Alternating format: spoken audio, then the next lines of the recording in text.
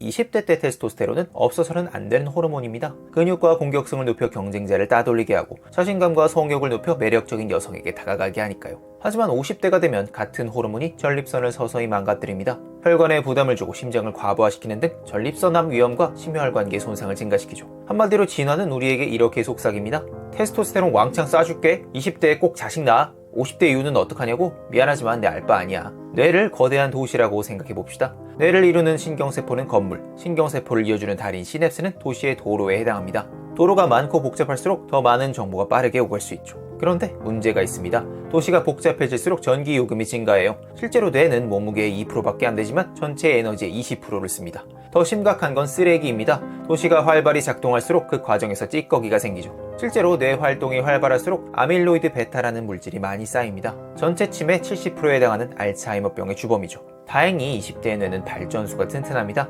미토콘드리아라는 세포의 발전소가 쌩쌩 돌아가고 청소차도 부지런히 쓰레기를 치워주죠. 하지만 50대가 되면 발전소 효율이 뚝 떨어집니다. 청소차도 운행을 잘 안 하고요. 예전처럼 팽팽 머리를 쓰려고 해도 에너지가 모자라고 쓰레기는 점점 쌓여갑니다. 나이가 들수록 기억력이 떨어지고 집중력이 흐려지는 건 바로 이 쓰레기 누적 때문입니다. 쓰레기들이 도로 곳곳에 방치되어 신호가 엉키고 교통이 마비되죠. 결국 테스토스테론도 복잡한 뇌회로도 20대의 자손을 남기는 데 최적화되어 있습니다. 하지만 진화는 우리의 노년에는 큰 관심이 없습니다. 이런 사람이 있다고 쳐보죠. 테스토스테론도 적고 뇌회로도 단순한 사람. 오래오래 건강하게 살았는지는 모르겠지만 자식을 낳을 수 없었기에 생존 경쟁에서 일찍 도태될 겁니다. 진화생물학자 조지 윌리엄스는 이렇게 말합니다. 짧고 굵게 일찍 번식하는 유전자가 길고 얇게 생존하는 유전자보다 더 잘 살아남은 셈입니다. 50년간 두뇌 노화를 연구한 데일 브레츠 박사는 말합니다. 제가 가장 많이 듣는 질문은 이겁니다. 박사님, 뇌 노화를 피하려면 제일 중요한 게 뭔가요?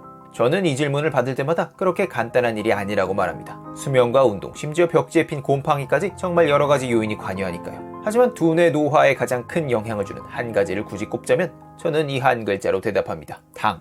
다른 음식들은 소화하는 데 시간이 걸리죠. 고기는 단백질을 분해해야 하고 견과류는 지방을 처리해야 합니다. 하지만 당은 다릅니다. 입에 넣는 순간 혈관으로 쏜살같이 스며들어 몸과 뇌에 연료를 공급하죠. 그래서 우리 조상들은 단맛을 보면 침이 고이도록 진화했어요. 당을 먹으면 살아남을 확률이 높아졌으니까요. 자, 이제 당이 몸에 들어왔습니다. 그럼 누가 이걸 세포까지 배달해 줄까요? 바로 인슐린입니다. 인슐린을 배달 기사라고 생각해보세요. 인슐린은 혈관 속을 돌아다니는 포도당을 세포의 문 앞까지 데려다줍니다. 세포는 문을 열고 당을 배송받고 그 당을 태워서 ATP라는 에너지 동전을 만들어요. 이 동전으로 근육을 움직이고 뇌를 돌리고 심장을 뛰게 하죠. 옛날에는 이 과정에 아무 문제가 없었습니다. 당이 귀했으니까요. 아프리카 초원에서 얻을 수 있는 당이라고는 벌꿀이나 과일 정도였으니까요. 그런데 지금은요? 아침에 김밥 한 줄, 점심에 콜라 한 잔, 간식으로 쿠키, 야식으로 떡볶이. 배달기사는 하루 종일 초인종을 누릅니다. 결국 세포들은 웬만한 초인종 소리에는 반응하지 않게 돼요. 이걸 전문용어로 인슐린 저항성이라 부릅니다. 자, 이제 이상한 상황이 벌어집니다. 택배 상자는 현관 앞에 쌓여 있는데 세포들은 문을 열어보지 않아요. 세포에게 가야 할 포도당이 여전히 혈관 안에 남게 되고 혈당이 내려가지 않으니 뇌는 다시 이렇게 판단합니다.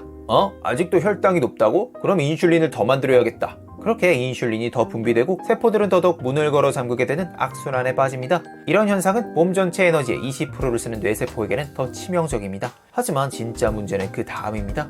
우리 몸엔 IDE라는 청소부가 있어요. 인슐린 분해 요소의 약자죠. 이 청소부는 두 가지 일을 해요. 첫 번째로 이미 사용한 인슐린을 분해하는 일을 합니다. 두 번째는 아밀로이드 청소입니다.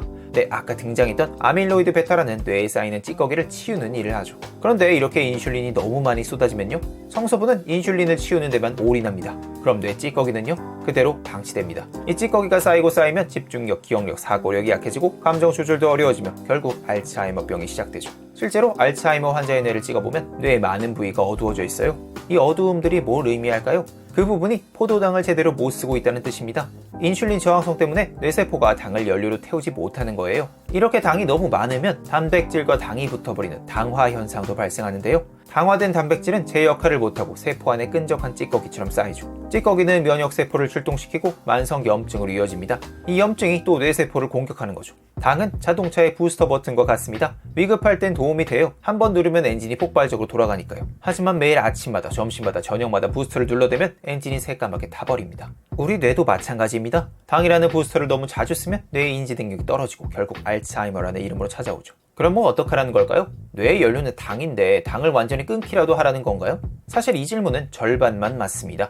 뇌에는 사실 한 가지 연료가 더 있습니다. 지방을 태워 만들어지는 케톤이라는 연료죠. 하이브리드 자동차가 휘발유도 쓰고 전기도 쓸 수 있듯 뇌도 포도당과 케톤을 모두 사용할 수 있습니다. 포도당이 부족하면 몸은 지방 창고를 열기 시작해요. 재미있는 사실은 케톤이 포도당보다 더 깨끗하게 탄다는 건데요. 포도당을 태우면 활성산소 같은 찌꺼기가 많이 생기는데 케톤을 태우면 찌꺼기가 훨씬 적죠. 그런데 이상합니다. 분명 제 뱃살에도 지방이 쌓여 있는데 왜 이걸 연료로 쓰지 않는 걸까요? 그 이유는 포도당이 시도 때도 없이 들어오기 때문입니다. 빵 먹고 밥 먹고 과자 먹고 라면 먹다 보면 포도당 생산 라인만 돌아갈 뿐 케톤 생산 라인은 영원히 멈춰있죠. 그렇다면 어떻게 해야 할까요? 데일 브레트스 박사는 이 문제에 대한 해답으로 단식을 추천합니다. 16시간 동안 공복을 유지하는 16대8 단식이나 일주일 중 하루는 굶는 24시간 단식도 방법입니다. 삼시세끼를 챙겨 먹되 칼로리를 제한하는 방법도 있어요. 2024년 미국의 연구진은 한 달에 5일간은 칼로리를 800으로 제한하는 소위 FMD 식단을 시행해요. 그렇게 3개월을 시행한 후 검사해보니 인슐린 저항성이 대폭 개선되고 지방간도 줄어들고 염증 수치도 내려갔어요. 노화 관련 생체 지표들을 분석한 결과 단 3개월 만에 참가자들의 노화 속도가 평균 2.5년 늦춰진 것으로 추정됐습니다.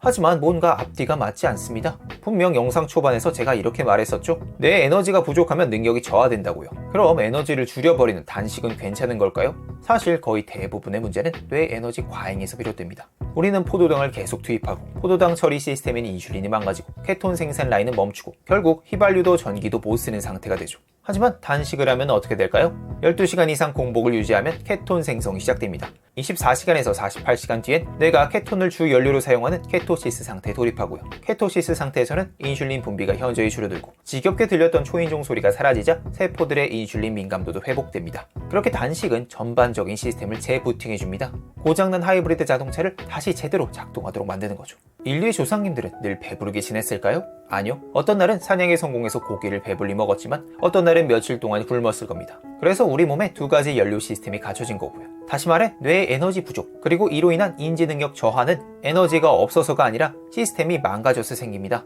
포도당은 넘치는데 뇌가 그걸 못 쓰는 상태죠. 해결책은 단순합니다. 포도당 부스터를 조금만 먹는 겁니다. 정리해보죠. 우리 몸은 F1 레이싱카와 같습니다. 출발 신호가 떨어지면 폭발적으로 튀어나가죠. 테스토스테론이 분비되고 복잡한 뇌가 번뜩이고 쏟아지는 당을 부스터로 사용합니다. 그 이유는 남들보다 먼저 결승선을 통과하기 위해서고요. 하지만 레이싱카는 오래 달리도록 설계되지 않았고 결국 엔진은 새까맣게 타버립니다. 하지만 오늘 우리는 페이스를 조절하는 법을 배웠습니다. 진화는 우리를 단거리 스프린터로 설계했지만 우리는 마라토너가 될 수 있죠. 그 선택은 오늘 당신의 손에 달려있고요.